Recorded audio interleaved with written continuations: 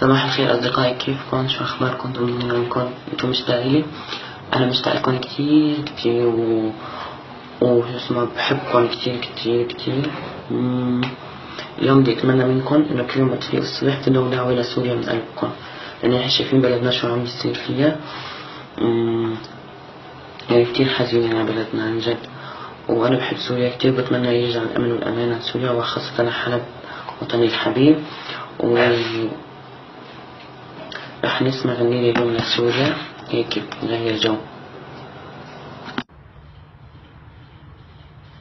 رحمة الله عليك يا أبو خالد، وين رحت يا سعد الحلي على الحلوين؟ هسه أنت طالع تدعي للسورية ولا تلعب بغرتك؟ متعود على اللعب بالأمانة. بالقرآن لعبت بغرتك أكثر من ما دعيت للسورية. علاش يابا تلعب بغرتك؟ ما حدا عنده غرة غيرك؟ رزلتمنا يا أخي، والله بهدلتمنا. أنت المفروخ عبد الله الحاجي والله قام يتكاثر، خفنا لا يتكاثر وتكاثر. يا أخي لا تطلعون يا أخي، ما ريت تدعون السورية. سوريا بخير، اي نعم، ما بيها شي سوريا، بس انتم لا تطلعون تصورون فيديوهات وتحكون ان احنا نحب السورية وبعدين تحب سوريا قول الله اكبر، تحسب ربك، حطيت الاغاني وقعدت ترقص على قبل مرقص فوق قبرك يا رب. بعدين شكون هاي صباح الخير رفاتي؟ نحن من ربعك يا ولد، تعرفنا نعرفك يا عدام الله ميزان. يعني هسه حتى لو بدولة بدها تساعد السوريين ما عاد تساعد.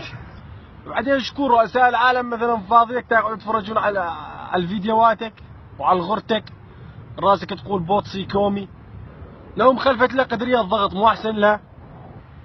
لو مخلفت له حصوة محشي، حصوة محشي، لو مخلفت له حصوة محشي مو اضبط لها؟